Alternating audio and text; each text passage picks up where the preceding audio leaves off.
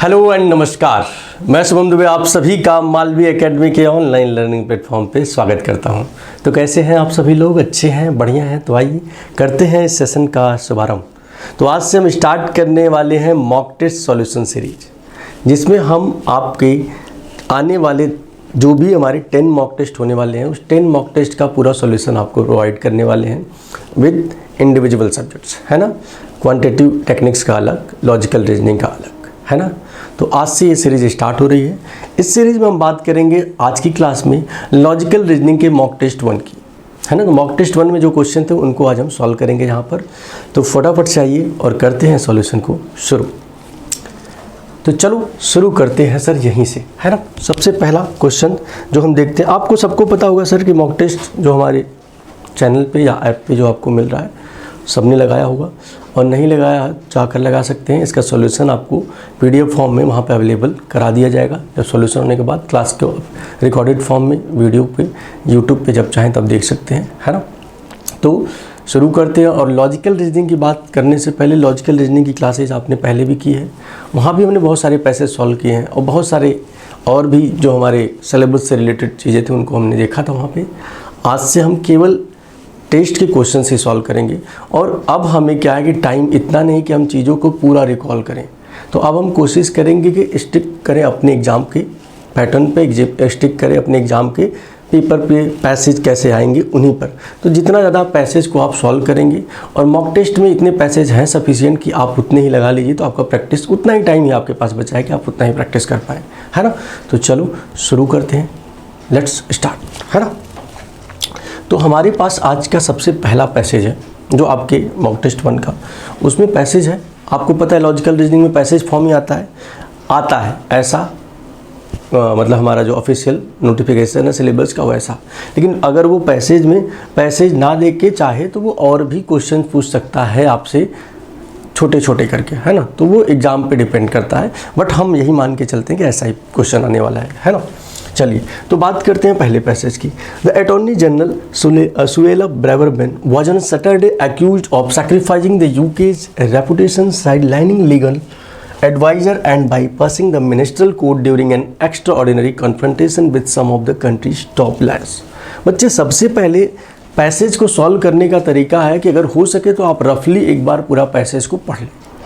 हाँ, अगर किसी को पढ़ने में पहली बार प्रॉब्लम होता है या उसको नहीं कुछ ज़्यादा चीज़ें आइडिया लग पाती हैं, तो उस टाइम उसको सबसे पहले क्या करना चाहिए कि सबसे पहले आप क्वेश्चंस पे जाओ और क्वेश्चंस को एक बार रीड करो, थ्रूली रीड करके फिर आओ पढ़ो इसको। दोनों ऑप्शन आपके पास है कि आप या तो पहले क्वेश्चन के 5 क्वेश्चन को देख लीजिए, जो 6 क्वेश्चन आपके पास आने वाले हैं उन सभी क्वेश्चंस को आप एक बार पहले नोट कीजिए कि देख लीजिए रफली, जिससे क्या मिले कि आपको पता चल जाएगी पैसेज आपसे क्या जानना चाहता है, क्या आपसे पूछना चाहता है। जब उसका आपको एक आइडिया मिल जाएगा रफ, फिर आप प्रोसीड करिए किस पे, पैसेज पर।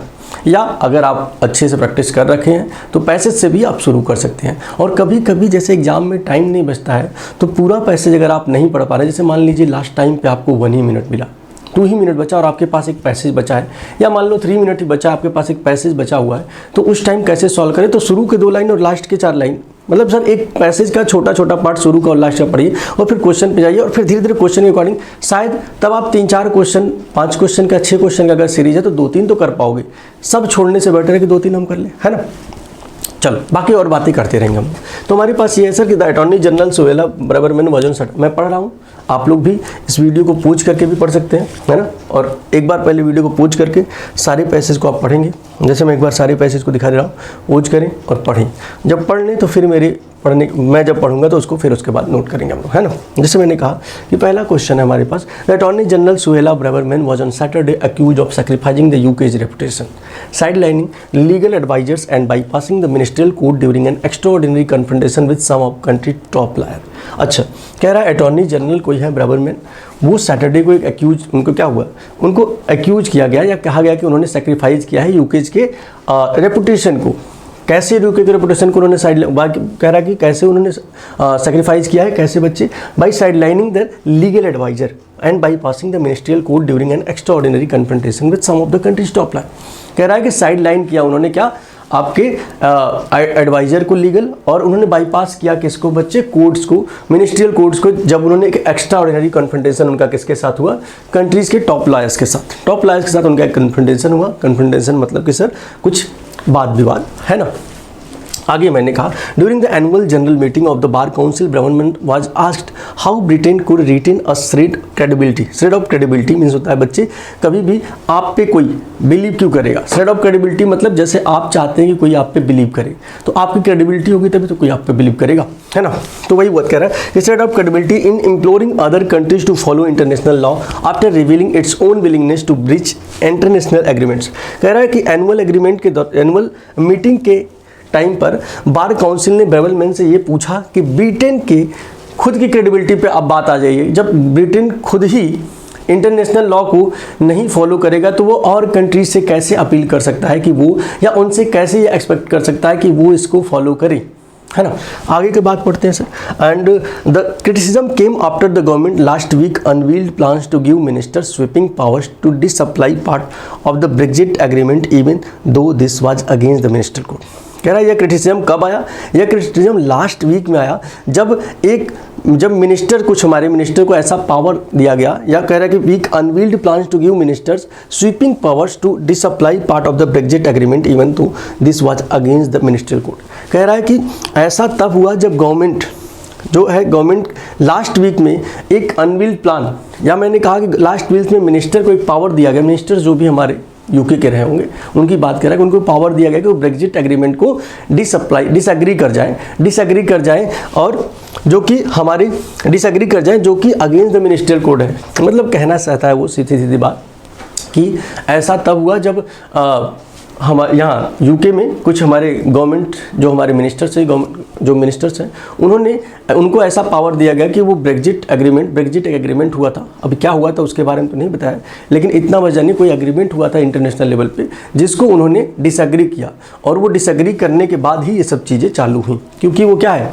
मिनिस्ट्रियल कोड जो हमारे यूके का है, ऐसा कहा गया पैसेज में कि यूके ऑथर कह रहा है कि यूके का मिनिस्ट्रियल कोड इसके अगेंस्ट है कि हम किसी भी इंटरनेशनल लॉ को वो बाईपास नहीं कर सकते, इंटरनेशनल लॉ को हमें मानना ही पड़ेगा, है ना। तो वो किसी भी उसी पे हुआ ये। आगे sir, the attacks came as Boris Johnson faced a growing rebellion over the explosive proposal in the international market with more senior tourists suggesting they could not support provision that minister admit breach international law। कह रहा है sir यह सब चीज़ें तब चालू होती हैं, कब चालू हुई भाई, कब स्टार्ट हुई, जब बोरिस जॉनसन को एक रेबेलियन फेस ओवर एक्सप्लोजिव क्या हुआ सर उनके साथ इंटरनेशनल मार्केट बिल पर उनके क्या हुआ, एक रेबेलियन कह रहा growing rebellion over the explosive proposal. International bill के लोगों का अपोज जब उनको बहुत सारा झेलना पड़ा, लोगों ने उनको अटैक किया इंटरनेशनल बिल पर। अब ये इंटरनेशनल मार्केट बिल क्या था उसके बारे में आगे दिया हुआ था, पढ़ेंगे। आगे बोल रहा है with more senior Tories suggestion they could not support provision that minister admit best international. कह रहा कि एक और सीनियर है, कोई टोरिस्ट नाम के सीनियर है, उन्होंने ये सजेस्ट किया कि वो कभी भी इस प्रोविजन को नहीं सपोर्ट करेंगे जहाँ पर ऐसा कहा जाए कि इंटरनेशनल लॉ को ब्रेच किया जा सकता है। 5 queen's Council confronted the Attorney General during Saturday's meeting, telling her that a crime which broke the law in a specific and limited way. The phrase used by the Northern Ireland Secretary Brendan Lewis when he announced the move was still a crime.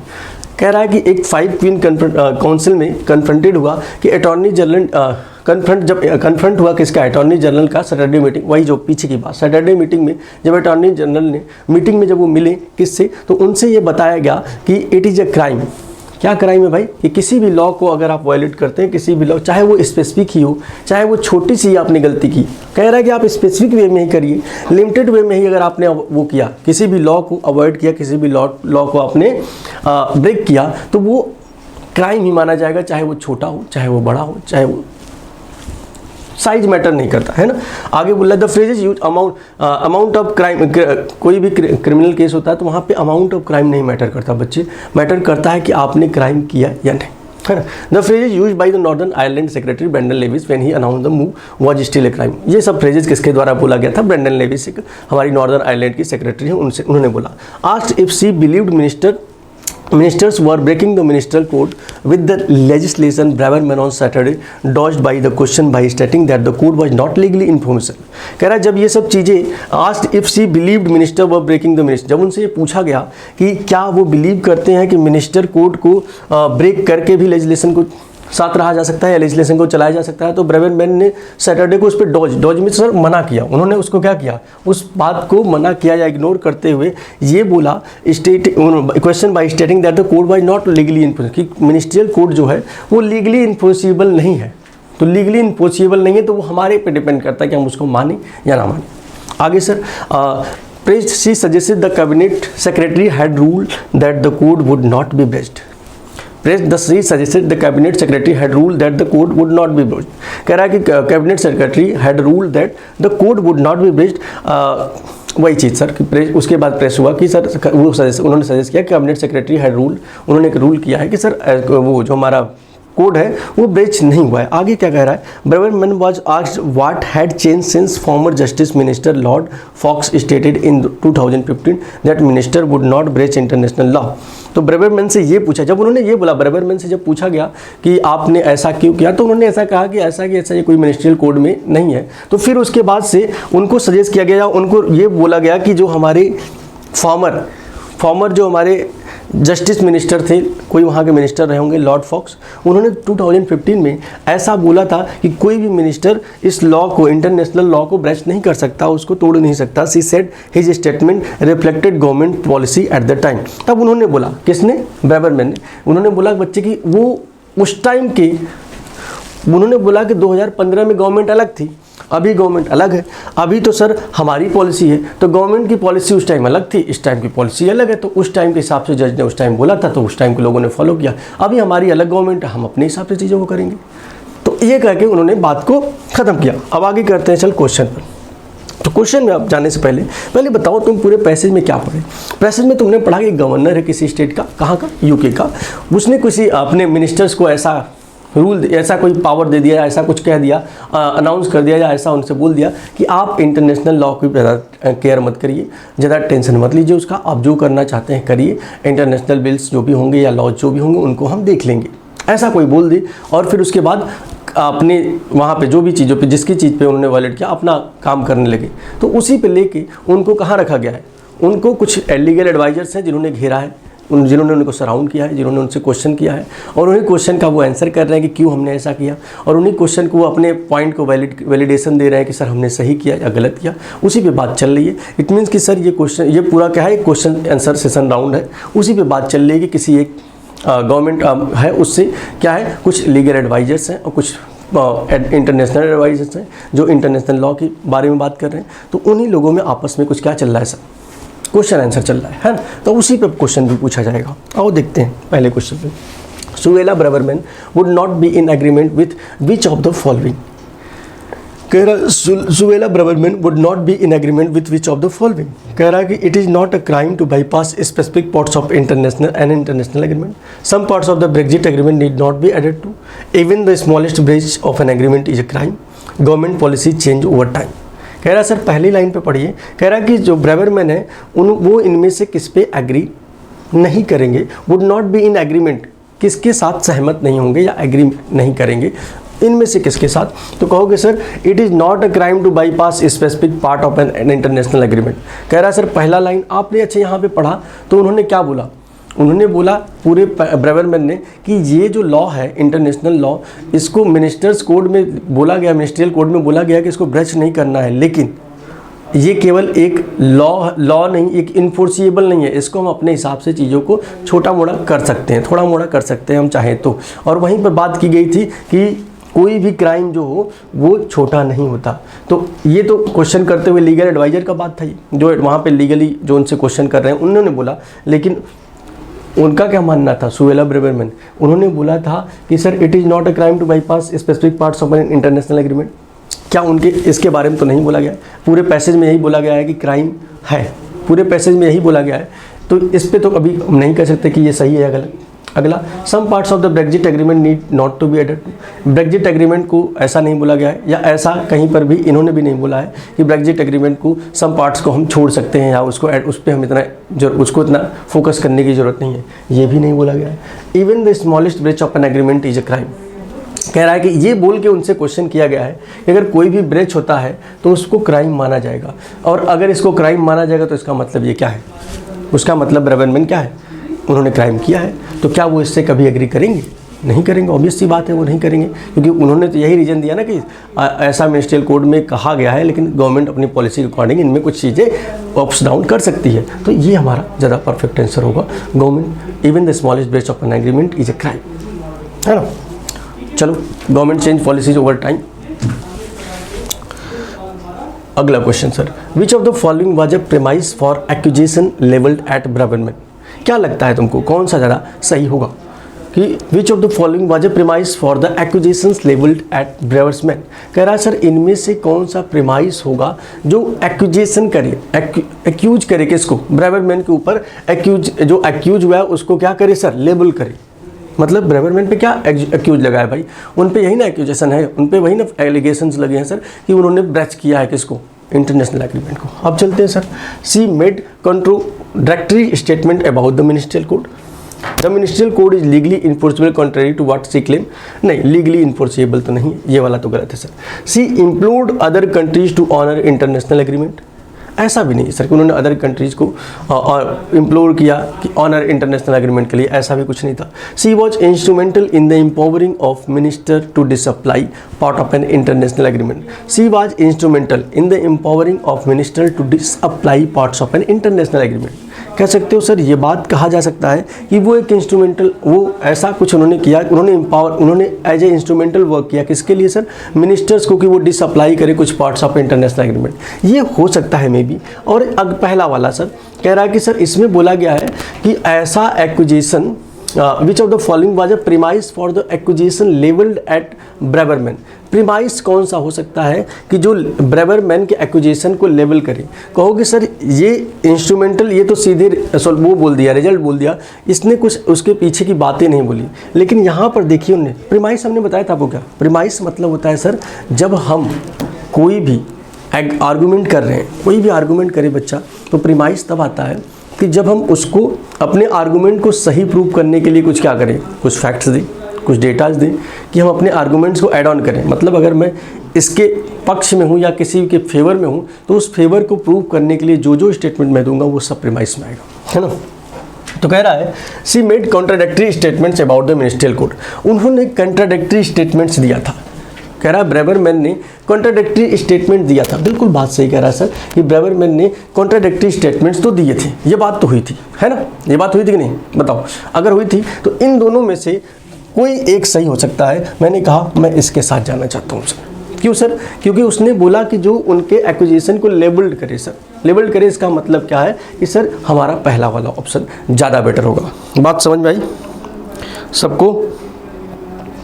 बोलिए भाई, पहला और दूसरा दोनों question में कर लिया, पहला वाला और दूसरा वाला। पहला वाला क्या था हमारा, ये था it is not a crime, और दूसरा वाला था हमारा she made a contradictory statement about the ministerial code, और she was instrumental in the empowering of ministerial disapply. नहीं यार, दूसरा ये वाला सही होगा, ज़्यादा बेटर ये लग रहा है, ये सही होगा, ये नहीं। सी वाला देखो, इसमें तो कुछ हमारा अगर मैं देखूँ कॉन्ट्राडिक्टरी स्टेटमेंट दिया था, लेकिन क्या दिया था कॉन्ट्राडिक्टरी। जैसे मैं कहूँ तुमसे कि तुम एग्ज़ाम पास कर जाओगे, या मैंने कहा तुम जो क्लैट का एग्ज़ाम है उसमें लॉजिकल रीजनिंग का जब पेपर आएगा तो उसके पैसेज को तुम सॉल्व कर लोगे। अब मैंने ये बोल दिया, या मैंने बोल दिया तुम पैसेज सॉल्व नहीं कर पाओगे, दोनों लाइन मैंने बोल दिया, है ना, दोनों लाइन बोला। तो बच्चे पैसेज सॉल्व कर पाओगे मैंने बोला, तो उस टाइम क्या मैं अपना कोई आर्गूमेंट किया हूँ? क्योंकि मेरा आर्गूमेंट ये है कि मैं कह रहा हूँ तुम पैसेज नहीं सॉल्व कर पाओगे, लेकिन उस आर्गूमेंट को स्ट्रॉन्ग करने के लिए मैंने कुछ बोला नहीं। अब किसी ने जाके आपसे बोल दिया कि सर ने ऐसा बोला था और उन्होंने ऐसा बोला है तो ये सही बोला होगा, तो क्या वो आर्गूमेंट सही हो जाएगा? नहीं। लेकिन दूसरे यहाँ लास्ट वाले power D, she was an instrumental in the empowering instrument. क्या पूरा यहीं से सारा जो हमारा चालू हुआ था पैसे, यहीं से तो हुआ था कि बोरिस जॉनसन को जो यहाँ पर पहले वाले पैसेज पे कि अटॉर्नी जनरल जो ब्रेवरमैन है उनको सैटरडे को ये एक्यूज किया गया कि sacrificing the UK reputation by sidelining. तो उन्होंने किसको, क्योंकि उन्होंने बाईपास किया था एक रूल, उन्होंने बाईपास किया था मिनिस्टर्स को ये पावर, तो यही बात तो कही गई है और इसीलिए तो उनको कटघरे में लाया गया, इसीलिए तो लोग इनसे क्वेश्चन पूछ रहे हैं बार काउंसिल या जो भी। तो सर ये वाला ज़्यादा बेटर होगा, है ना, पहला, दूसरा लास्ट वाला ऑप्शन विल बी करेक्ट, है ना, last will be more correct, तो D will be your correct option. Sorry इसमें नहीं भाई, दूसरे वाले में D will be your more correct option, इसमें तो पहला ही सही था। ठीक है, अगला, which of the following is an assumption made by the top UK lawyer who accused Braverman. कह रहा है इनमें से कौन सा एक अजम्पशन हो सकता है, assumption is an assumption made by the top UK lawyers who accused Braverman. उन यूके लॉयर्स मतलब जो यूके के लॉयर्स थे जिन्होंने ब्रेवरमैन को अक्यूज किया, तो उन्होंने क्या अज्यूम किया होगा। अज्यूम क्या होता है, किसी को, जैसे वो ब्रेवरमैन था उसने क्या, लोगों ने अज्यूम यही ना किया होगा कि उन्होंने, या जो एडवाइजर्स हैं उन्होंने यही ना अज्यूम किया होगा कि उन्होंने क्यों एग्रीमेंट को ब्रेच किया, और ब्रेच किया है ऐसा मानने के पहले उन्होंने कुछ मन में अज्यूम किया होगा ना कि ऐसे ही कह दिए होंगे कि नहीं तुमने ब्रेच किया, कुछ तो देखा होगा, कुछ तो सोचा होगा। तो वही सर जो हम अज्यूम करते हैं किसी चीज़ को करने के लिए, तो इसका आंसर क्या हो सकता है। फटाफट वीडियो को पॉज करिए और 1 मिनट मेरे आंसर सोचिए, 1 मिनट ज़्यादा हो जाएगा, 30 सेकंड में आंसर सोचिए जल्दी। क्या सोच लिया आपने, चलो। तो उन्होंने कहा कि पहला चीज कि UK has been requested to honour international agreement, Braverman has been influenced by anti Brexit supporter, Braverman's action will harm UK economically, UK has always upheld international agreement. तो मैंने कहा sir UK has been requested to honour international agreement, क्या UK से ऐसा कोई request किया था, नहीं, ऐसा तो रिक्वेस्ट कोई नहीं किया था। यूके को requested, UK has been requested to honour international agreement, नहीं। Braverman has been influenced by anti Brexit supporter, क्या ब्रेवरमैन को किसी एंटी ब्रेक्जिट सपोर्टर ने ऐसा कहीं पैसेज में बोला गया, कहोगे नहीं सर ऐसा तो कुछ नहीं बोला गया। अगला, Braverman's actions will harm UK economically, कह रहा है ब्रेवरमैन्स का एक्शन हार्म यूके इकोनॉमिकली, क्या कहीं पर भी इस चीज़ की बात की गई कि जो लीगली एडवाइजर्स हैं उन्होंने ये भी सोचा कि मे बी इसके कारण यूके के फाइनेंशियल कंडीशंस खराब हो जाएंगी, नहीं, ऐसा कुछ भी नहीं कहीं पैसेज में बोला गया। तो आपको अजम्पशन, तो अजम्पशन क्या होता है, एक हिडन प्रीमाइस ही होता है। अजम्पशन मीन्स सर किसी भी आर्गूमेंट को, जैसे ऑथर का आर्गूमेंट क्या है कि ब्रेवरमैन्स एक उन्होंने रूल को ब्रेच किया, अब उसको सपोर्ट करने के लिए जो भी चीज़ दिया जाएगा वही हमारा प्रीमाइस होता है। लेकिन कुछ ऐसे भी प्रीमाइस होते हैं जो ना लिखा हो पैसेज में, लेकिन हम उसको अपने मन में अज्यूम करते हैं। तो मन में अज्यूम क्या किया होगा, ये तीनों तो अज्यूम नहीं हो सकता। मैंने कहा लास्ट वाला, UK has always upheld international agreements, मैंने कहा ये may be could be true, है ना बच्चे। क्यों बच्चे, अगर मैं कहूँ कि पूरे पैसेज में यही बात किया गया है और अभी ये भी बोला गया था 2015 में जो हमारी गवर्नमेंट थी वो इस पे बहुत ही स्ट्रिक्ट थी कि हम किसी भी इंटरनेशनल लॉ को ब्रेच नहीं करेंगे, इसका मतलब ये बोल रहा है कि यूके का पास्ट रहा है, यूके की गवर्नमेंट जो हिस्ट्री में रही हैं वो सब की सब क्या करती हैं सर, वो इंटरनेशनल एग्रीमेंट को हमेशा क्या करती हैं सर, अपहेल्ड करती हैं, मतलब सपोर्ट करती हैं। तो ये हमारा अजम्पशन रहा होगा, और ये सपोर्ट करते होंगे तभी तो इतना सारा ड्रामा चल रहा है, अदरवाइज अगर नहीं सपोर्ट करते तो कोई सोचता ही नहीं इस पर। Which of the following can be inferred from a reading from a reading of the passage, इसमें से कौन सा इन्फर किया जा सकता है। कह रहा है sir which of the following can be inferred, मैंने कहा कि सर इन्फर्ड मतलब सर जो भी आपने पैसेज पढ़ा उससे क्या क्या आप इन्फर्ड कर सकते हैं। तो कह रहा है the Brexit deal is unfair to UK, हमने कहीं ऐसी बात की थी कि ब्रेक्जिट एग्रीमेंट जो हुआ था वो अनफेयर है यूके के लिए, होगा नहीं सर ऐसा बात तो नहीं हुआ। The current UK government policy sanction the partial breaching of international agreement, कह रहा है जो करेंट यूके गवर्नमेंट है पॉलिसी वो sanction the partial breaching of international UK government, UK कह रहा है जो अभी की गवर्नमेंट पॉलिसी है या अभी की जो गवर्नमेंट पॉलिसी सैंक्शंस है वो पार्शियल ब्रेचिंग को सपोर्ट करता है यूके। मैंने कहा ठीक है सर मे बी, क्योंकि सर जो ब्रेवरमैन है वो तो ऐसा सोच रहा है ना।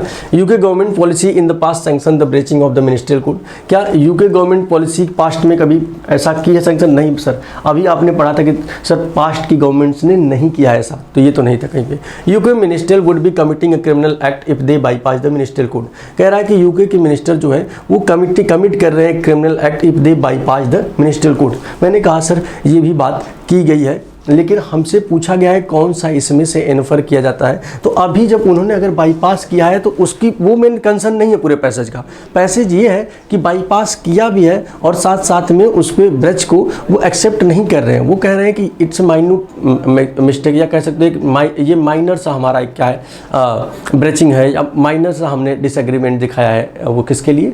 इंटरनेशनल लॉ के लिए। तो उसके लिए तो करंट गवर्नमेंट जो है वो इसके साथ है थोड़ा थोड़ा। तो कह सकता हूँ सर ये वाला ही ऑप्शन ज़्यादा बेटर इसमें इन पर, क्योंकि सर ब्रेवरमैन जो है वो गवर्नमेंट का ही पार्ट है और उसने यही बोला ना, उन्होंने यही तो बोला कि हाँ हम अगर ये कर सकते हैं तो ये हमारे रूल्स में इन्फोर्सिएबल नहीं है ना, लॉ इन्फोर्सिएबल नहीं है, तो हम थोड़ी मोड़ी चीज़ें वायलेट कर सकते हैं। मैंने कहा ठीक सर। चौथा का क्या हो जाएगा? चौथा हो जाएगा बी। अभी तक की चीज़ें क्लियर है? चलो नेक्स्ट क्वेश्चन चलते हैं। Fifth question, which of the following is most likely to be true had the attorney general not sideline legal adviser.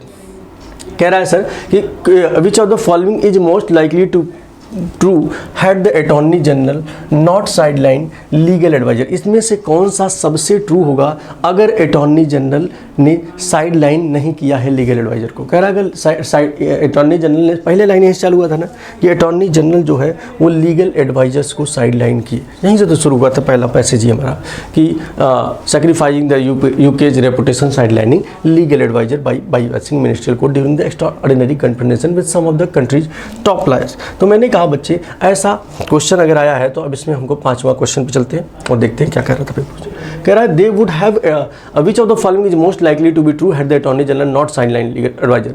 कह रहा है इनमें से कौन सा बिल्कुल मोस्टली ट्रू हो सकता है कि जिससे ये प्रूफ हो कि उन्होंने साइड लाइन नहीं किया लीगल एडवाइजर्स को। They would have advise her against any plan that would involve a breach of international agreement. The Brexit agreement would not have been agreed to by UK. कह रहा है Brexit agreement would not have been agreed by to UK. क्या ऐसा कहा गया है? Legal adviser इसके support में थे क्या? नहीं, लीगल एडवाइजर तो इसी क्वेश्चन कर रहे थे। तो सर अगर साइड लाइन नहीं किया होता तो ये तो कभी होता ही नहीं, है ना। They would have advise her against adhering lord Fox commitment. कह रहा है they would have advise her, उन्होंने ऐसा एडवाइज किया था जब उन्होंने सर गाइड किया, तो कहोगे सर ये भी नहीं होगा।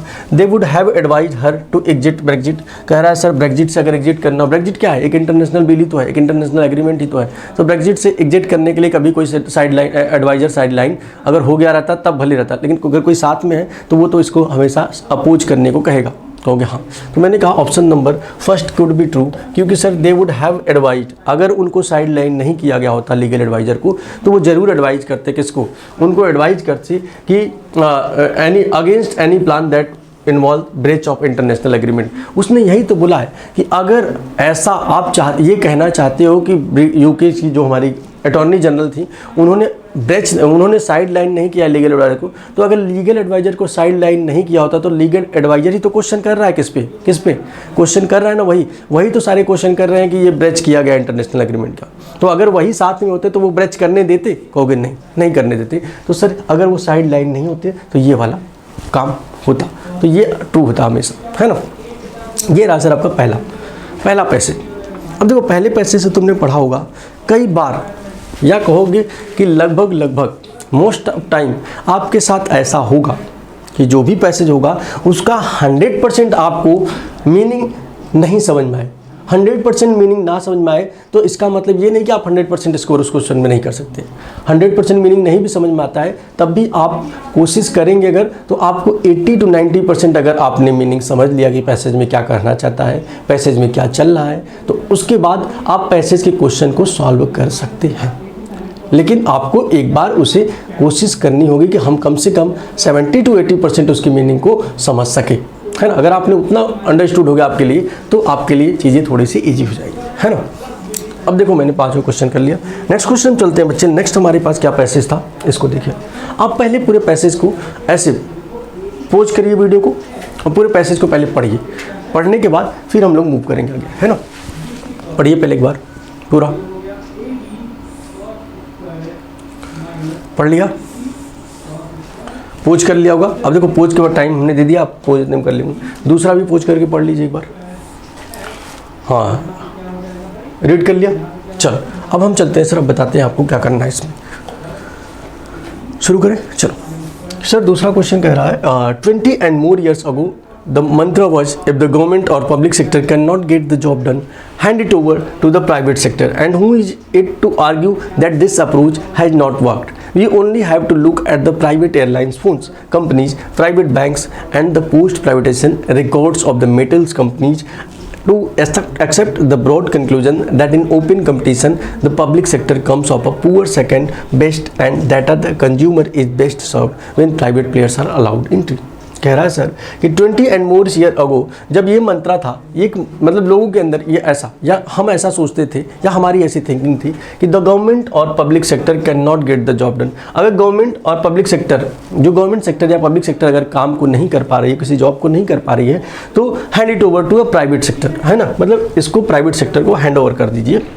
And who is to argue that this approach had not work. और इस पर कौन आर्ग्यू करे कि ये सपोर्ट, उस पर कोई आर्ग्यू नहीं करेगा कि ऐसा अप्रोच वर्क नहीं करेगा। We only have to look at the private airlines, phone companies, private banks, and at least some of them, and the post privatization record of the metals companies, aluminium, to accept the broad conclusion that in open competition the public sector comes up a poor second best, and the consumer is best served when the private players are allowed entry। कहने का मतलब ये है कि sir कौन इस पे disagree करेगा कि प्राइवेट सेक्टर को नहीं हैंड ओवर करना चाहिए, क्योंकि सर हमने देखा अगर एग्जांपल तो प्राइवेट एयरलाइंस को देखिए, प्राइवेट फोन्स की कंपनीज को देखिए, और यहाँ तक कि मेटल्स की कंपनीज भी जो हमारे पास्ट में प्राइवेटाइज हुई हैं उनको भी देखिए। तो उनके आने से जब ओपन कंपटीशन हुआ तो पब्लिक सेक्टर हमारा सेकंड मोस्ट पे चला गया, मतलब सेकंड मोस्ट परफॉर्मेंस किया। मतलब मैंने कहा कि सर वो अब सेकेंडरी हो गया, प्राइमरी लेवल पे कौन परफॉर्म कर रहा है, प्राइवेट सेक्टर ही कर रहे हैं अच्छे से। और प्राइवेट सेक्टर ने आने से हमारा क्या हो गया है कि जो हमारे कंज्यूमर्स हैं उनको बेस्ट सर्विस मिल रही है, क्योंकि सर सब में क्या है, सब में कंपटीशन हो रहा है कि हम बेच देंगे। जैसे एग्जाम्पल देखें, जियो फोन, जियो जब आया आपके यहाँ सिम लेकर, तो उसके पहले इंडिया में जो है इंटरनेट या कॉलिंग चार्जेस बहुत ज़्यादा थी, बट उसके आने के बाद सारी कंपनीज में कंपटीशन हुआ। अब देखो क्या कंडीशन है, सबके मोबाइल्स में इंटरनेट बिल्कुल ही मिनिमम प्राइस पर मिल जाता है ना। आगे, this Fairlie straight forward narrative has now change because the flip side of the story about bankrupt government own bank is private borrowers. कह रहा सर, लेकिन जो ये स्ट्रेट फॉरवर्ड नैरेटिव था, ऐसा हम सोचते थे कि प्राइवेट आके काम कर देगा, अच्छा अब वो चेंज हो चुका है because the flip side of the story about bankrupt government own. क्योंकि सर अब जो है फ्लिप साइड स्टोरी इसका क्या है कि गवर्नमेंट जो हमारे हैं बैंकक्रप्ट हो चुकी हैं, गवर्नमेंट बैंक्स जो हमारी हैं वो बैंकक्रप्ट हो चुकी हैं। किस कारण? क्योंकि सर प्राइवेट बोरोवर्स उनसे पैसा बहुत ले चुके हैं। अब उसके आगे प्राइवेट बोरोवर्स के बारे में कुछ बोला है क्या? As the figure of the banks non performing assets climb remorselessly from one miserable quarter to the next and as the requirement of additional capital needed by bank shows to quite simply impossible level। कह रहा है sir कि लेकिन जो flip side ये हुआ है कि गवर्नमेंट में जो है प्राइवेट बोरोवर पैसे तो ले रहे हैं, लेकिन नॉन परफॉर्मिंग एसेट बच्चे होता है कि जब हमारा कोई पैसे वापस रिटर्न ना करे, गवर्नमेंट से आप पैसे ले लो लेकिन उसको रिटर्न ना करो, तो ये धीरे धीरे रिमोर्सलेसली मतलब बहुत ज़्यादा बहुत भारी अमाउंट में बढ़ता जा रहा है। और ये सर हर क्वार्टर टू क्वार्टर, मतलब हर क्वार्टर, एक क्वार्टर के बाद दूसरे क्वार्टर में भी ये इंक्रीज ही होता जा रहा है, कम नहीं हो रहा है। वो जो हमारा एसेट हमारा जो लिया है लोगों ने, नॉन परफॉर्मिंग एसेट जिसको आप बोलते हो, and as the requirements of additional capital needed by bank सोज to quite simply impossible level. और अब जो है रिक्वायरमेंट्स एडिशनल कैपिटल जो नीडेड बाई बैंक, जो बैंक को रिक्वायरमेंट है वो अब इम्पॉसिबल है कि इस लेवल पे बैंक वर्क कर पाए, जिसके कारण बैंक क्या हो रहे हैं सर, धीरे धीरे बैंक करप्ट होने लगे हैं, है ना। आगे, India's private sector must surely have question to answer. India's के प्राइवेट सेक्टर के पास ये क्वेश्चन जरूर होना चाहिए और इसका आंसर भी होना चाहिए। How ever impecunious the government run power distribution companies may be, and however much bankrupt companies like Air India may have borrowed, they are not the reason for the bank's trouble। Everyone knows that the end of the day। अच्छा, कहाँ पर थे हम लोग यार, यहाँ पर थे, हाँ। कह रहा है sir, India private sector must solve question however implication the government run power distribution company may be, and however much bankrupt company like air India may have borrowed, they are not reason for the banks trouble. कह रहा है sir कि भले ही however implications of the government's run power distribution, मतलब जो power distribution की हमारी जो गवर्नमेंट्स कंपनियाँ, जैसे जो आपके यहाँ इलेक्ट्रिसिटी पहुँचाती है सर, है ना, यूपी गवर्नमेंट या जहाँ पे भी आपके वहाँ गवर्नमेंट क्या होती है, आपको इलेक्ट्रिसिटी देती है, तो वो गवर्नमेंट ओन कंपनीज तो हैं। तो government own companies like airlines और जो हमारी पावर डिस्ट्रीब्यूशन करती हैं, इलेक्ट्रिसिटी डिस्ट्रीब्यूशन करती हैं, वो कंपनियां अभी भी बैंक्स के लिए कंसर्न नहीं, क्योंकि सर एक दिन गवर्नमेंट क्या होगा, उन पर टैप लगाएगा और उनके पैसे उनको वापस मिल जाएंगे, किनके, बैंक के। लेकिन सर प्राइवेट कंपनीज का तो भाई टेंशन लेगा ना गवर्नमेंट, जो भी बैंक्स हैं, क्योंकि प्राइवेट जो ओनर है वो कल को बैंक करप्ट हो जाए, दे ही ना पाए, तो कहाँ से प्राइवेट बैंक वसूलेगी, तो वो सर चीज़ है, कंसर्न है ना। फिर आगे बोल रहा है, everyone knows that at the end of the day government will pick up the tap and the bank's money is the safe. कह रहा हाँ वही चीज़ कि अगर गवर्नमेंट कंपनी लेती है बैंक का पैसा तो वो तो भाई रिटर्न कर देगी कभी न कभी, लेकिन sir the problematic dept is private dept. Problematic डेप्ट क्या है? प्रॉब्लमेटिक डेप्ट हमारे पास है प्राइवेट डेप्ट, जो कि and it is not just the communist who note that if the banks are in trouble it is not primarily because of the farm loan writes off। कह रहा ये ऐसा नहीं है कि केवल जो हमारे फॉर्म लोन, मतलब जो किसान लोन या फॉर्म लोन, कृषि बिल जो है वो लोन उन लोग को माफ़ कर दिया गया, उन लोन्स को माफ़ कर दिया, इसके कारण बैंक पे लोड आया है। केवल यही एक रीज़न नहीं है। कैसे कुछ लोग कम्युनिस्ट होते हैं, वो बोलते हैं ना कि जब होता है गवर्नमेंट क्या करती है, किसानों का ऋण माफ़ कर देती है तो बैंक्स पे क्या आता है, ओवरबर्डन आता है। नहीं, किसानों का ऋण माफ़ करने से नहीं, उसके और भी बहुत सारे वो है ना। जैसे देखा जाए क्या क्या है, you could argue that business is inherently risky, the upheavals in many markets over the past decade were not anticipated and the perils of getting into long gestation infrastructure project were not fully understood. कह रहा है sir you could argue, आप argue कर सकते हैं कि business जो है बहुत ही रिस्की है। The upheavals in many markets over the past decade was not, बहुत सारे मार्केट में अपहेवल्स मतलब सर जो मार्केट का जो होता है सर उछाल जिसको बोलते हैं, या मार्केट में बहुत सारी चीज़ें, बहुत सारे मार्केट में एंटिसिपेटेड नहीं हुई, कई डिकेड से अच्छी नहीं चल रही मार्केट में। क्या हमारे जैसे हम बोलें किसमें, and the perils of getting into long gestation infrastructure projects were not fully understood. कह रहा है सर इंफ्रास्ट्रक्चर प्रोजेक्ट ले लीजिए, या जो भी पास्ट डिकेड मतलब कई दशकों से हम देखें, पीछे कई सालों 10 सालों से हम देखें, तो हमें देखें कि इंफ्रास्ट्रक्चर प्रोजेक्ट्स हों वो भी फुल्ली अंडरस्टूड नहीं। इंफ्रास्ट्रक्चर मतलब बच्चे जो हमारे रोड्स काम चल रहे हैं, हाईवे काम चल रहे हैं, जो भी काम चल रहा है ना, या बिल्डिंग से काम चल रहे हैं, तो वो सब क्या है कि सर फुल्ली अंडरस्टूड नहीं है। All of that would be acceptable as an explanation if other question did not introduce. People accused of grossly over invoicing imports related to domestic projects argue in defense that their cost were the lowest. कह रहा है sir people हमेशा accuse grossly over invoicing imports related to domestic projects argue in defense that their cost were the lowest. अच्छा, people हमेशा कह रहा है sir कि जो लोग काम कर रहे हैं, जैसे मैं प्राइवेट लोगों को दे दूँ इंफ्रास्ट्रक्चर का काम, प्राइवेट लोगों को दे दूँ ये रोड्स बनाने के काम, तो वो लोग कहते हैं सर कि हमेशा ये उनका ये रहता है हमेशा कि सर आर्ग्यू हमेशा उनका ये रहता है कि जो कॉस्ट है हमारा बहुत लो है, जिसके कारण हम कोई प्रॉफिट नहीं कमा पा रहे हैं। किसी भी काम को करने से पहले हमने सबसे लोवेस्ट कॉस्ट पे काम किया और अब हम प्रॉफिट नहीं कमा रहे हैं, जिसके कारण हमने बैंक के पैसे नहीं जमा कर पा रहे हैं। आगे बोल रहा है, but that only raises question about what others with higher cost were doing were they creaming off even more. कह रहा है कुछ लोग, जो कुछ कंपनी जैसी भी हैं प्राइवेट कंपनी, जो कहती हैं कि हमने लोन तो हमने जो काम लिया वो लोएस्ट प्राइस पे लिया, लेकिन कुछ ऐसी भी तो कंपनियां हैं सर, उनके लिए क्या बोलेंगे जिन्होंने हाईएस्ट लेवल पे काम लिया, हाईएस्ट प्राइस पे काम लिया, वो क्यों नहीं दे पा रही? क्या वो भी और ज़्यादा पैसे कमाना चाहती हैं या और ज़्यादा पैसे रख के और बैंक्स को नहीं देना चाहते? Those who backed bank funds for highway projects on the basis of vastly inflated capital cost have similar question to answer. कह रहा है जिन्होंने बैंक्स फंड्स लिए किससे, हाईवे प्रोजेक्ट्स के लिए on the basis off fully vastly inflated capital cost. कह रहा है सर बहुत सारे, क्योंकि हाईवे बनाने में बहुत पैसे लगते हैं, उसके लिए बैंक से आपने लोन लिया लेकिन काम कंप्लीट होने में पैसा नहीं दिया। और जैसे मैं एक एग्जांपल दूँ कि note also that the airline says our airport charges are among the highest in the world. Is that too on account inflated project cost. कह रहा है सर कि हमारा जो एयरलाइन कहता है, एयरलाइन कहता है कि हमारा जो एयरपोर्ट चार्ज है वो पूरे वर्ल्ड में सबसे ज़्यादा है, तो क्या यह भी एक हमारा इन्फ्लेशन प्रोजेक्ट कॉस्ट मतलब सर ये प्रोजेक्ट के महंगा होने का कारण है। If we assume significant private corporate failure in all these areas, what are the implication for the future specially but for making infrastructure investment happen. If the nature of the our political funding means that adverse selection remain high risk, we can no longer argue simplistically that if the government or public sector can't do the job, call in the private sector। कह रहा sir it we assume significant private corporate failure in this all area.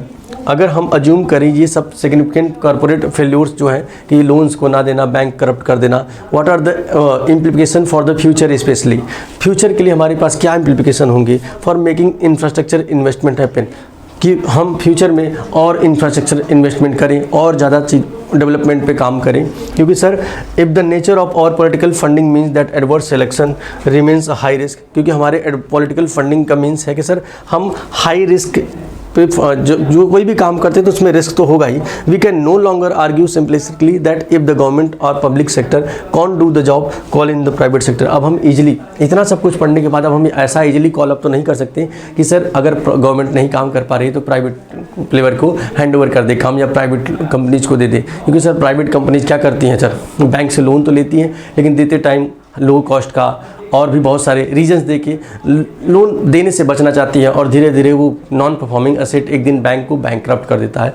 Bankers ही आपके bankrupt हो जा रहे हैं, banks ही आपके bankrupt हो जाएंगे, तो आपका कैसे इकोनॉमिक चलेगा, इकोनॉमी ही आपकी क्या हो जाएगी, डाउन हो जाएगी, है ना। तो ये एक कंसर्न पूरा दिखाया गया है। या मैं कहूँ पूरे पैसेज में ये बात बोली गई या पढ़ने के बाद इतना समझ में आ गया कि सर पहले जो बात की जाती थी कि प्राइवेट प्लेयर को लाया जा सकता है अगर गवर्नमेंट काम नहीं करती है, लेकिन अब जो है प्राइवेट प्लेयर्स के पास इतने लूप होल्स हैं कि बैंक से पैसे लेता है लेकिन देता ही नहीं है। तो उन सब को लेकर अब उन्हीं पे बात चल रही है कि तो फ्यूचर में अब हमारे पास क्या इम्प्लीकेशन हो सकते हैं, क्या हम करें, कैसे हम चीज़ों को सॉर्ट आउट करेंगे इन फ्यूचर, है ना। चलो सर अब इस पर क्वेश्चन देखते हैं। क्वेश्चन नंबर 1, क्या आपने क्वेश्चन पढ़ा था, पूरा क्वेश्चन पढ़ा था बच्चे? तो जब क्वेश्चन पढ़ा होगा तो आपको आंसर अब करने में दिक्कत नहीं होनी चाहिए। चलो बताओ पहले क्वेश्चन का आंसर क्या होगा। What assumption underlines the statement that if governments or public sector cannot get the job done, call in the private sector? ऐसा assumption क्यों लगाया गया होगा, ऐसा अज्यूम क्यों किया गया होगा? जब शुरू में बोला गया कि जब गवर्नमेंट नहीं काम कर पाती है तो प्राइवेट सेक्टर को इन्वॉल्व करे, तो ये अज्यूम क्यों किया गया होगा, ऐसा अजम्पशन कब आया होगा और क्यों आया होगा, ऐसा माइंड में हमारे क्यों, ऑथर के माइंड में क्यों आया? क्योंकि सर ऑथर को पता है प्राइवेट जो है वो काम अच्छा करता है। क्यों? क्योंकि अगर मैं एक प्राइवेट इंडिविजुअल काम करने वाला हूँ तो मैं सर प्रॉफिट ओरिएंटेड रहूँगा, मुझे प्रॉफिट चाहिए बहुत सारा, और प्रॉफिट चाहिए तो मैं जल्दी काम करूँगा ना, क्योंकि एक काम कंप्लीट करके मुझे दूसरा भी करना होगा तो जल्दी भी काम होगा, ऑब्वियस सी बात है। तो कह रहा है सर पहला वाला सही होना चाहिए, private sector has more talent. ऐसा कुछ नहीं है प्राइवेट की गवर्नमेंट सेक्टर के पास टैलेंट नहीं है उनके पास भी टैलेंट, ऐसा कुछ थोड़ी ना बोला गया है, तो ये तो नहीं होगा। Private sector always has more money, private के पास ज़्यादा मनी, भाई गवर्नमेंट से ज़्यादा मनी तो नहीं हो सकती, बिल्कुल बात है। जब वो लोन ले सकते हैं तो गवर्नमेंट तो और ज़्यादा लोन ले सकती है, नन ऑफ द अबव। मैंने कहा ये तो नहीं सर, पहला वाला ऑप्शन सही है, क्योंकि अजम्पशन क्या था कि प्राइवेट सेक्टर को काम दिया जाए। क्यों दिया जाए? क्योंकि प्राइवेट सेक्टर एफिशिएंटली काम कर सकती है, क्योंकि वो प्रॉफिट ओरिएंटेड है, उसको जल्दी जल्दी काम करना है और ज़्यादा काम करना है ना। अगला, everyone knows that the end of the day the government will pick up the tab and banks money is safe. Author gives this argument to support which statement. कह रहा है ये कब स्टेटमेंट आया था? जब कहा गया था कि सर गवर्नमेंट कंपनीज तो जो हमारी पब्लिक सेक्टर की जो कंपनीज है, गवर्नमेंट सेक्टर की जो कंपनीज है, वो अगर बैंक से पैसे लेती हैं तो ठीक है, उतना कंसर्न नहीं है बैंक का, क्योंकि उनको पता है कि गवर्नमेंट किसी न किसी दिन वो चीज़ें पे ऑफ कर देगी। लेकिन सर जो प्राइवेट लेते हैं वो नहीं करते हैं, तो इस लाइन पे बोला गया कि government will pick up the tab and bank the money safe. Government is the lender of last resort, public डेब्ट इज सेफर देन प्राइवेट डेब्ट, गवर्नमेंट हैज इंसेंट मनी। तो बच्चे यही बोला गया कि पब्लिक डेब्ट जो है वो प्राइवेट डेब्ट से ज़्यादा सेफर है, यही तो कहना चाहता है, यही तो कहना चाहता है ये लाइन की पब्लिक डेब्ट जो है, जो गवर्नमेंट डेब्ट लेती है या गवर्नमेंट कंपनी जो डेब्ट लेती है सर वो ज़्यादा सेफर है, किसके लिए? बैंक्स के लिए। Next question, what is the key idea being discussed by the author. हमने कहा कि इनमें से कौन सा की आइडिया ऑथर के द्वारा डिस्कस किया गया है। Private sector can no longer be looked at to salvage the failures of public sector. Government now has more money than private company. Public debt is safer than private debt. Public debt is safer than private debt. Main idea पूछा है ना, मैंने कहा ये तो बात सही है सर। अगला, लेकिन सर हमारा प्राइवेट दूसरा government now has more money than private company, ऐसा कुछ तो बोला नहीं गया, पहला तो गलत। इन दोनों में कन्फ्यूजन आपको हो सकता है, इन दोनों में कन्फ्यूजन आपको हो सकता है, और ये तो ऑलरेडी गलत हो गया, जब बी गलत तो सी या डी भी गलत। मैंने कहा इन दोनों में कन्फ्यूजन हो सकता है, तो तुम खुद सोचने कि की आइडिया क्या था ऑथर का। ऑथर का आइडिया क्या ये था क्या कि पब्लिक का डेप्ट जो है, क्या ऑथर कहीं पर डेप्ट की बात किया क्या? ऑथर तो ये बात किया था स्टार्टिंग से ही कि पब्लिक के काम अगर नहीं कंप्लीट होते तो प्राइवेट को दिए जाए। ऑथर का तो ये हमारा आर्गूमेंट था ना कि प्राइवेट को दिए जाए। तो सर मेन तो हमारा की ये आइडिया था ना, तो की आइडिया ये कि private sector can no longer be looked at salvage the failures of public sector. Obvious सी बात है, यही बात हो रही थी कि पब्लिक सेक्टर का जब फेल होता है तो प्राइवेट सेक्टर वहाँ पे इंपॉर्टेंट रोल प्ले करता है। लेकिन अब इतने सारे उन्होंने लूप होल्स निकाल रखे कि अब इन पर भी रिलायबल नहीं, इन पर भी रिलाई हम नहीं कर सकते हैं, तो यही हमारा ऑप्शन होगा। क्या यहाँ तक की चीज़ें सबको क्लियर है? बोलो। क्या यहाँ तक सबको क्लियर है? किसी को यहाँ तक कोई प्रॉब्लम नहीं है? बोलो बच्चा, नहीं है? कहोगे नहीं सर, बिल्कुल यहाँ तक की चीज़ें एकदम करेक्ट है। आओ अगला, which of the following is true according to the passage? कौन सा इसमें से ट्रू है अकॉर्डिंग टू द पैसेज? चलो देखिए, मैंने कहा private sector is the saviour of government and public sector. मैंने कहा पैसेज में ऐसा तो बोला गया था, पहले ऐसा होता था कि सर प्राइवेट सेक्टर जब पब्लिक डाउन जाता तो प्राइवेट हमको सपोर्ट, लेकिन अब ऐसा नहीं है। अब तो इसके अपोज में बात कर रहा है, कह रहा है कि there will be no future for no in future there will be no implication like that कि हम गवर्नमेंट सेक्टर का काम न कर पाए तो प्राइवेट सेक्टर को दे दें। Private and public sectors can not को एग्जिस्ट। मैंने कहा ऐसा तो कुछ बात नहीं किया गया सर कि प्राइवेट पब्लिक की कर सकती है सर, बस कुछ रूल्स और लॉ कुछ लाने पड़ेंगे, है ना, कर सकती है। Governments clean up the mess created by the public sector, none of the above. मैंने कहा कौन सा ज़्यादा बेटर लग रहा है भाई? Government clean up the mess created by the public sector. Government ने मेस जो क्रिएट किया गया पब्लिक सेक्टर से उसको क्लीन अप कर दिया। मैंने कहा गवर्नमेंट क्लीन अप, इसकी तो बात ही नहीं हुई कि पब्लिक सेक्टर ने कुछ मेस किया है। बस ये बात हुई कि अगर पब्लिक सेक्टर कोई काम नहीं कर सकती है तो अल्टरनेटिवली कौन काम कर सकता है, ये बात हुई ना। तो कह रहा sir which of the following is true? मैंने कहा नन ऑफ द एबव। बच्चे अब जब नन ऑफ द एबव आ गया और अब इन तीनों ऑप्शन में से चेक करना पड़े तो मैंने कहा कैन नॉट को एग्जिस्ट, कैन नॉट को एग्जिस्ट। ये बात अब हम सोचेंगे अकॉर्डिंग टू पैसेज कि private and public sectors can not को एग्जिस्ट, दोनों एक साथ एग्जिस्ट नहीं कर सकती। कैन नॉट को एग्जिस्ट, मैंने कहा बच्चे तो ऑप्शन पे आएंगे तो इस पैसेज में अकॉर्डिंग टू दिस पैसेज हम, हाँ बच्चे एक चीज़ और ध्यान से सुनिएगा, कभी भी हम अपने बायस से नहीं सोचेंगे, क्योंकि सर बायस हम हो सकता है कि हम अभी सोचें कि सर प्राइवेट कंपनी और गवर्नमेंट कंपनी आज भी सॉल्यूशन के साथ कुछ ऐसे रूल्स और रेगुलेशन लगाए जाए तो कर सकते हैं और कर भी रही हैं, लेकिन अकॉर्डिंग टू पैसेज उसने लास्ट में ये बोल दिया है कि प्राइवेट हाई रिस्क, और अब हम कह नहीं सकते government can not do the job. कह रहा है सर कि गवर्नमेंट और प्राइवेट सेक्टर, अब ऐसा हम नहीं कह सकते गवर्नमेंट नहीं कर रही तो प्राइवेट सेक्टर कहेगा। तो बच्चे इस वाले ऑप्शन को हम यहाँ पे अकॉर्डिंग टू पैसेज अगर बात करें तो ये सही हो सकता है ना। तो कई बार हमको लगता है कि नन ऑफ द एबव भी सही हो सकता है और कई बार हमको लगता है कि ये भी सही हो सकता है। तो दोनों में से अगर आपसे पूछा जाए तो आप पैसेज पे जाना। जैसे मैं कहूँ कि कुछ लोग नन ऑफ द एबव भी मैं भी मार सकता हूँ, क्योंकि सर मुझे भी ये लगता है कि अगर तीनों को पढ़ा जाए तो सबसे बेस्ट ये लग रहा है। लेकिन अगर पैसेज पे जाएँ तो सर कौन can not, private and public sector can not को एग्जिस्ट, ये ज़्यादा बेटर फिट होगा, क्योंकि सर वो बोल रहा है कि दोनों को एग्जिस्ट नहीं कर सकते हैं according to passage. The flip side of the story, flip side क्या था भाई कि गवर्नमेंट से प्राइवेट वाले पैसा ले लेते हैं और फिर बहाने देने लगते हैं कि नहीं देंगे पैसे, ये तो फ्लिप साइड था ना। ये अब चेंज हो चुका है सर, है ना। Bankrupt government own bank is private borrowers, private borrowers हमारे फ्लिप साइड है। There are no bankrupt government bank, क्या ऐसा कहीं पर बोला गया स्टेटमेंट में? नहीं, ये तो बोला ही नहीं गया सर। तो क्या बोला गया है भाई? बोला गया private borrowers always borrow from public bank. Obvious सी बात है सर, कोई जरूरी थोड़ी ना है। क्या केवल पब्लिक बैंक ही है? प्राइवेट बैंक से भी हम बोरो कर सकते हैं, तो ये भी नहीं बोला गया। तीसरा, government banks are bankrupt because private banks have defaulted on their debts, यही तो बात किया गया है। इसका मतलब तो यही है कि सर फ्लिप साइड ये है कि लोग बैंकों से पैसे तो लेते हैं लेकिन फिर बाद में देते नहीं, यही तो बात है। तो ये है सर। आगे चलते सर, अगला क्वेश्चन। अच्छा, मेरा 2 पैसेज खत्म हो गया, थर्ड पैसेज हमारे पास है।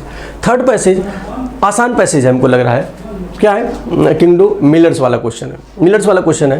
तो हमारे पास टाइम का भी थोड़ा सा अभाव है, तो 2 पैसेज अभी मैंने किया और आई थिंक कि 2 पैसेज के बाद आपको ये तुरंत वाला पैसेज जो है ये मैं होमवर्क में दे सकता हूँ कि आप होमवर्क में करेंगे और मुझे कमेंट करेंगे कि इसका सॉल्यूशन क्या होगा, है ना। क्योंकि 2 पैसेज मैंने करा दिया, थर्ड आप करेंगे।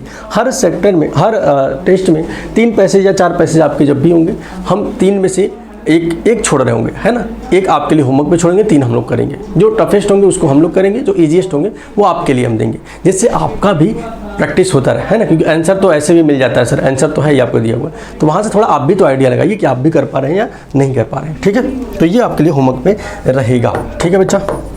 चलो आगे चलते हैं और क्वेश्चन को देखते हैं।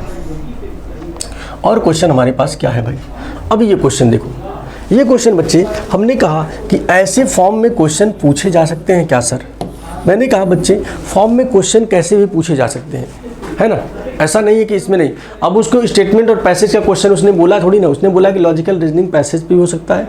और लॉजिकल रीजनिंग सर हमें क्रिटिकल रीजनिंग की बात किया गया है, तो क्रिटिकल रीजनिंग में ये भी पार्ट्स आते हैं, तो हम 1-2 टेस्ट में ये भी पार्ट्स को हमने इंक्लूड किया है। अगर ऐसे डायरेक्ट क्वेश्चन पूछे जाए और ऐसा डायरेक्ट क्वेश्चन आपको कराया भी गया क्लासेज में, ऐप पे, है ना। यूट्यूब पे हमारे पास टाइम नहीं था तो नहीं करा पाए थे।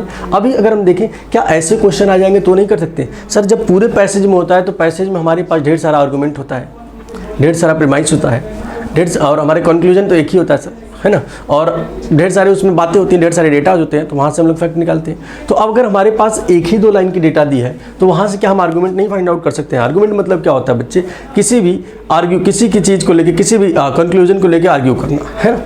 और उस आर्गूमेंट में हम कुछ प्रीमाइस देंगे और कुछ अपना अजम्पशन देंगे कि क्यों हम ऐसा कहना चाहते हैं। जैसे यही पहला क्वेश्चन पूछूं, it should the government introduce a system of obtaining bond from the students from working in India before sanctioning education loan for higher studies. कह रहा है सर आर्गूमेंट्स ये है, स्टेटमेंट ये है कि क्या गवर्नमेंट ऑफ इंडिया जो है, गवर्नमेंट जो है वो एक नया सिस्टम इंट्रोड्यूस कर दे कि जब भी कोई स्टूडेंट जो है वो अगर फॉरेन में पढ़ना चाहता है या बाहर जाके अब्रॉड में पढ़ना चाहता है तो भाई वो एक एग्रीमेंट साइन करे कि वहाँ से पढ़ने के बाद तुम वहीं सेटल नहीं हो जाओगे, वहीं जॉब नहीं करोगे, तुमको इंडिया ही आपको जॉब करना पड़ेगा। ये स्टेटमेंट बोला गया है। तो आर्गुमेंट क्या हो सकता है इसके पीछे, पूछ रहा है। पैरा हो सकता है इसका आर्गुमेंट क्या होता है, नो दिस इज नॉट। कोई इसके पक्ष में, कोई इसके फेवर में बोल सकता है, किसी फार में बोल सकता है। बच्चे आर्गुमेंट फेवर में भी हो सकते हैं, फार में भी। ऐसा नहीं कि हमको ये देखना है कि नहीं सर ये तो फार में बोल रहा है, ये तो गलत बोल रहा है, हम तो फेवर वाले के साथ ही जाएंगे। नहीं, आर्गुमेंट बस सही होना चाहिए, चाहे वो फार में हो चाहे वो फेवर में हो, बस आप अपने आर्गुमेंट को प्रूव कर पाओ, बस बात वहीं पर खत्म हो जाएगी। मैंने कहा कि no this is not a workable solution and will obstruct the development of young talent in the country. मैंने कहा ये बोल रहा है सर, नो उसने आर्गुमेंट किया, लेकिन क्यों, उसके पीछे क्या प्रीमाइस है, वो सारा प्रीमाइस दिया सर, प्रीमिसेस दिया सर उसने कि सर नहीं ऐसा नहीं करना चाहिए क्योंकि ये हमारे क्या होगा सर, ये वर्केबल सॉल्यूशन नहीं, क्योंकि सर ये यंग जो हमारे टैलेंट्स हैं उनको क्या करेगा, कंट्री में ऑब्स्ट्रक्ट करेगा, क्योंकि जब वो बाहर नहीं जा पाएंगे, जब बाहर की चीज़ों को नहीं सोचेंगे और जब वो ये सोच के जाएंगे कि हमको फिर कंपनी में आना, तो शायद मे भी उनके माइंड पर एक इफेक्ट है ना, और करियर अपॉर्चुनिटी थोड़ी कम हो जाएगी उनकी, है ना। तो ये सर क्वाइट पॉसिबल लग रहा है, कहोगे हाँ। दूसरा कह रहा है yes this is the only way to ensure. यार जहाँ भी ओनली वे दे दे, कह रहा है यस दिस कैन बी, अगर ये बोलता है yes this may be a way to ensure use of the talent of our country. मैंने कहा हाँ, तब मे बी बोलता तो ये सही होता, लेकिन इसने ओनली बोल दिया। आर्गुमेंट गलत, फार में बोलना गलत नहीं है, लेकिन फार में आर्गुमेंट आप सही दीजिए। ऐसा नहीं कि फार में आर्गुमेंट ऐसा दे दीजिए कि हम गलत बोल दें, वो एकदम जैसे बच्चे कोई भी आर्गुमेंट दोगे ना तो वहाँ पे तुमको रिजिड होके नहीं बोलना है, फ्लेक्सिबल रहना है थोड़ा सा। जैसे मैंने यही बोला होता कि yes this could be a way to ensure use of the talent of our country for the development, तो yes it can be a way. But अगर मैं कहूँ it is the only way, यही एक तरीका है हमारी कंट्रीज़ को डेवलपमेंट के लिए जाना, नहीं सर बहुत सारे तरीके हो सकते हैं, बहुत सारे वे हो सकते हैं अपनी कंट्री को डेवलप करने का, है ना। तो ये हमारा गलत होगा। तो पहला सही है, दूसरा गलत है। मतलब sir only one is strong, option number first. तो क्या आपको ऐसे क्वेश्चन आएंगे तो आप कर सकते हैं, कहोगे हाँ कर तो सकते हैं। अगला क्वेश्चन तब एक और है आपके सामने, पूछ करिए और फटाक से इसका आंसर बताइए, कौन सा आर्गुमेंट सही था या कौन सा कंक्लूजन। यहाँ पे आर्गुमेंट की बात नहीं हो रही सर, यहाँ पे कंक्लूजन की बात हो रही है। देखिए कंक्लूजन क्या कह रहा है, कह रहा है सर कि पहले आप स्टेटमेंट को पढ़ो। स्टेटमेंट क्या है, ये स्टेटमेंट है कि computer advertisement now fill magazines pages but the real computer revolution in India is taking place quietly and is a likely organisation of government. कह रहा है सर कि computer advertisement now fill magazines pages. कह रहा है sir computer के advertisement जो है वो मैगजीन के पेजेस पे भर दिए जाते हैं, but the real computer revolution in India is taking place quietly and is a likely organisation of government. कह रहा है सर लेकिन जो रियल रिवॉल्यूशन है इंडिया में कंप्यूटर का, वो कब से प्लेस लिया, से क्वाइटली, वो धीरे धीरे क्वाइटली और लाइकली ऑर्गेनाइजेशन ऑफ गवर्नमेंट की तरह एक प्लेस ले रहा है। मैंने कहा सर ये स्टेटमेंट में ये कहना चाहता है कि एडवर्टाइजमेंट हमने भले ही पेजेस में बहुत सारी कर दी हो मैगजीन के, लेकिन उसके बाद भी जो रियल रिवॉल्यूशन है इंडिया में कंप्यूटर का, वो सर धीरे धीरे और कैसे एक ऑर्गेनाइजेशन ऑफ गवर्नमेंट की तरह काम कर रहा है ना। Conclusion, both the central and state computerised government are rapidly. मैंने कहा क्या पहला सही हो सकता है क्या कि both the central and state governments computerising government are rapidly, the government does not fill the magazine pages with its computer advertisement. मैंने कहा बच्चे कि कौन सा ज़्यादा सही होगा। मैंने कहा कि ये बोला गया है कंप्यूटर एडवर्टाइजमेंट जो है मैगजीन पेजेस में भरा जा रहा है, लेकिन जो रियल कंप्यूटर रिवॉल्यूशन है in India taking place quietly and is likely organisation of government, वो क्वाइटली कर रहा है और धीरे धीरे गवर्नमेंट ऑर्गेनाइजेशन जैसा काम कर रहा है, गवर्नमेंट ऑर्गेनाइजेशन जैसे वर्क कर रहा है ना। या प्लेस ले रहा है सर। तो मैंने कहा both the central and state computerise governments are rapidly. मैं कह सकता हूँ कि सर इसका कहने का मतलब यह है कि जो central and state computerising government है वो रैपिड है, या उनका क्या है, रैपिड मतलब सर तेज़ी से, है ना। और दूसरा, the government does not fill the magazine pages with its computer advertisement. मैंने कहा government does not fill the magazine pages its advertisement.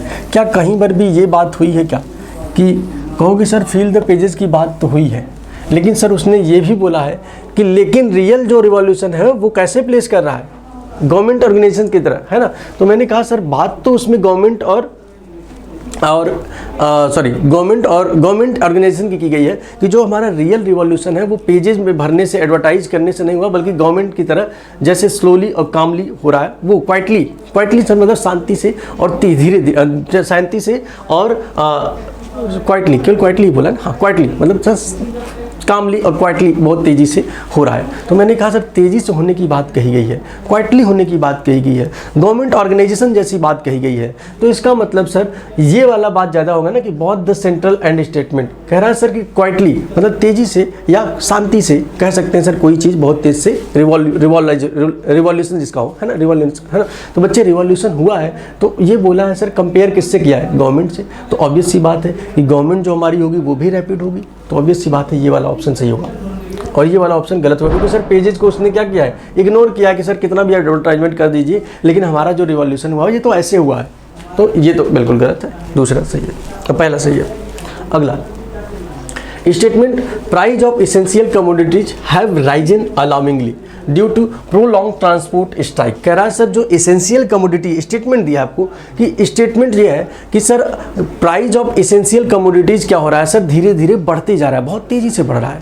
और ऐसा क्यों हो रहा है, क्योंकि जो ट्रांसपोर्ट का स्ट्राइक चल रहा है वो भी बहुत लॉन्ग टाइम से, प्रोलॉन्ग टाइम से ट्रांसपोर्ट के स्ट्राइक चल रहे हैं। ट्रांसपोर्ट अगर बंद रहेगा, बैन रहेगा या ठप रहेगा तो उस टाइम क्या होगा, हमारे जो इसेंशियल कमोडिटीज़ है वो एक जगह से दूसरे जगह जा ही नहीं पाएंगे ना। तो इससे क्या होगा, जो मार्केट में अवेलेबल होगा उसका प्राइस बढ़ जाएगा, ऑब्वियस सी बात है। तो कह रहा है सर कोर्स ऑफ एक्शन क्या लेना चाहिए। कोर्स ऑफ एक्शन, अगर मान लीजिए आप सोचो कि आप एक उसके अथॉरिटी हो, किसके सर, आप उसके मतलब कि एसेंशियल जो हमारी कमोडिटीज़ है उनको पहुंचाने के लिए आप एक क्या है, एम्प्लॉय है। तो आप ये अब क्या है, मान लीजिए आप ऑफिसर हैं, तो आप क्या उस पर एक्शन लेंगे। तो वही कह रहा है सर कि अगर ऐसा हो रहा है, इसके कारण प्राइस बढ़ रहा है, तो आपका एक्शन क्या होना चाहिए। The transporters association should be ordered by the government to immediately withdraw strike calls or else they will face severe consequences. The government should take help of military vehicle to restore supply to essential good. बच्चे कह रहा है कि पहला है कि transportation वाले जो हमारे हैं उन सब के एसोसिएशन को ये नोटिस दिया जाए या गवर्नमेंट ये ऑर्डर दे कि वो इमीडिएटली अपने स्ट्राइक को हटाएं, अदरवाइज उनके साथ कुछ सीवियर कॉन्सिक्वेंसेज हो सकते हैं। दूसरा, कि मिलिट्री को लगा दे, उसने मिलिट्री व्हीकल लगा दे कि जाइए आप लोग घर घर जाके खाना वाना पहुंचाइए, जो कमोडिटी उनके जो कमोडिटीज़ हैं इसेंशियल उनको पहुंचाइए। तो बच्चे तुमको क्या लग रहा है कि मिलिट्री इसी सब चीज़ के लिए बनी है कि वो जाके खाना पहुंचाती है, लेकिन सर जब बहुत ही इमरजेंसी कंडीशन होता है, अब नॉर्मल कंडीशन में कि आप कोई स्ट्राइक कर दे तो मिलिट्री को आप बुला लेंगे नहीं। तो हमारा क्या हो सकता है course of action. Course of option पहला, क्योंकि सर गवर्नमेंट भी तो हमारी सक्षम होनी चाहिए लोगों को ये मनवाने के लिए, है ना। तो कोर्स ऑफ एक्शन हमारा क्या होगा भाई, पहला बात समझ भाई, transport action commodity due to prolong transport strike, है ना। तो ये पहला हमारा कोर्स ऑफ एक्शन हो सकता है, बिल्कुल बात सही है। चलो नेक्स्ट क्वेश्चन चलते हैं। Statement, should the government introduce a system obtaining bond from student for, ये तो हो चुका है क्वेश्चन यार, एक ही क्वेश्चन दो बार कैसे आएगा। Effect, government has allowed all the airlines to charge additional amount as peak time congestion charges for the flights landing between 6 AM and 10 AM. Which of the following probable cause of the above effect? अच्छा, ये cause and effect का question है। Cause and effect में क्या होता है बच्चे, आप कॉज एंड इफेक्ट में हमारे पास दो इंडिपेंडेंट स्टेटमेंट होंगे, लेकिन दोनों स्टेटमेंट में ये होता है कि हमारे पास एक स्टेटमेंट जो होता है दूसरे के कारण होता है। मतलब सर जैसे मैं कहूँ कि अगर मैं कोई कॉज दे रहा हूँ तो उसका कुछ इफेक्ट होगा, जैसे मैंने कहा कोई इफेक्ट हो उसके पहले एक स्टेटमेंट दे दूँ जो उस इफेक्ट के होने का कारण हो। जैसे मैंने कहा कि मैं बीमार हो जाऊँ, कल क्लास में आने से पहले बीमार हो जाऊँ, तो बीमार हो जाऊँगा तो आपको क्लास क्या होगा, पोस्टपोन हो जाएगा। तो पोस्टपोन क्या हुआ, एक कारण हुआ क्या, नहीं ये तो इफेक्ट हुआ सर कि आपकी क्लास पोस्टपोन हुई, लेकिन उसके पीछे का कॉज क्या हुआ कि मैं बीमार हो गया था, है ना। तो कॉज एंड इफेक्ट का क्वेश्चन है सर। तो उसी पे क्वेश्चन को अगर मुझे करना है तो कैसे करूंगा sir? Effect government has allowed all the airlines to charge additional amount as peak time congestion charges for the flights landing between 6 AM to 10 AM। कह रहा है sir government has allowed all the airlines to charge additional amount. कह रहा है government ने लोगों को allow किया है, मतलब गवर्नमेंट ने ऐसा अलाउ किया है कि एयरलाइंस जो है वो एडिशनल अमाउंट चार्ज कर सकता है। कब सर? जब पीक टाइम हो, पीक टाइम हो उस time congestion charges for the flight landing between 6 to 10 AM। कह रहा है 6 AM से 10 AM में वो लैंडिंग के टाइम पर ज़्यादा कंजेशन चार्जेस चार्ज कर सकता है फ्लाइट्स पे। तो कह रहा है इन बताओ ऐसा विच of the following is probable cause of the effect, ऐसा क्यों किया गया होगा, इसके पीछे क्या कारण या क्या कॉज रहा होगा। चलो भाई फटाफट से तुम खुद सोचो। All the airlines companies had threatened to suspend their service during peak hours. मैंने कहा नहीं, ऐसा तो नहीं होगा कि ऑल द एयरलाइन कंपनी, अगर कोई एयरलाइन कंपनी ये थ्रेट करेगा कि मैं उस टाइम पे सर्विस नहीं करूँगी तो क्या उस टाइम पे गवर्नमेंट प्राइस बढ़ाएगा कि और कम करेगा कि नहीं नहीं यार करो तुम उस टाइम पे, बल्कि हमें ज़रूरत है ना उस टाइम पे तुम ये नहीं ना करोगे, कहोगे हाँ। The government has increase its taxes for peak time flights. कह रहा है government has increase its tax for peak time flight. मैंने कहा सर इसमें बोला तो गया है वही लाइन, लेकिन सर कारण नहीं बताया गया है। कारण बताया गया क्या कहीं पे? कहीं पे कारण दिख रहा है तुम्हें? कहोगे नहीं सर कारण तो नहीं दिख रहा है। तो मैंने कहा तब कारण बताओ भाई। तो अगला, the aircrafts are routinely put on hold over the airports while landing during peak time causing extra fuel consumption. अच्छा कह रहा है sir the aircrafts are routinely put on hold over the airports. अच्छा कह रहा है जो एयरक्राफ्ट्स हैं वो हमेशा होल्ड ऑन पे रख दिए जाते हैं सर, एयरपोर्ट पे होल्ड ओवर एयरपोर्ट पे रख सकते हैं while landing during peak time causing extra fuel consumption. Sir जब पीक टाइम पे एयरक्राफ्ट्स आते हैं तो उनको होल्ड पे रखा जाता है, जिसके कारण क्या होता है पीक टाइम पे बहुत सारे एयरक्राफ्ट्स आएंगे। अब उस टाइम पे सर अगर हम पीक होल्ड पे रख देंगे सबको तो जो आने वाले हैं उनको तो होल्ड पे रखना पड़ेगा ना, तो इसीलिए एक्स्ट्रा चार्ज लगाया गया जिससे उस टाइम भीड़ ना हो, या भीड़ जो आए तो वो इतना पैसा लगे कि वो जल्दी से निकल जाए, है ना। जैसे मैं कहूँगा तुम एक पार्किंग करते हो कहीं पर, वहाँ पे क्या हो कि 6 से 10 बजे मैं पार्किंग का टाइम लगा दूँ कि इस टाइम पे तुम्हारा पार्किंग जो है वो डबल चार्ज लगेगा, तो उस टाइम तुम पार्किंग करने से या तो बचोगे या तो जाओगे तो जल्दी निकलना चाहोगे, है ना। टाइम वाइज पार्किंग होता है कि इतने से इतने बजे तक, तो आप जल्दी निकल जाओगे तो भीड़ कम हो जाएगी थोड़ी सी। तो ये हमारा सर प्रॉपर एक हमारा रीज़न हो सकता है कि सर बहुत ज़्यादा वहाँ भीड़ हो रही थी, तो उसी को उन्होंने रूटीन में लाने के लिए ये सब चीज़ें की। तो कहोगे सर हाँ हो सकता है ये आंसर। मैंने कहा हमने लगभग सारे क्वेश्चन कर लिए, आपके पास सारे क्वेश्चन हो गए। अब आपको करना क्या है सर? अब आपको सारे क्वेश्चन आपने कर लिए हैं और हमने सारे कर लिए, ठीक। तो अब हमारे पास ये हो गया था, हो गया। आपको जो मैंने होमवर्क दिया है उसको बस आपको करके मुझे बताना है कमेंट में। तो ये रहा आपका पहले टेस्ट का क्वेश्चन। आई होप कि आप सभी को सारे क्वेश्चन समझ में आए होंगे, सभी क्वेश्चन आपने किए होंगे, है ना। चलो तो बात क्लियर हुई, ठीक है। चलो फिर मिलते हैं अगली क्लास में, तब तक के लिए अपना ख्याल रखिए, पढ़ते रहिए, मुस्कुराते रहिए।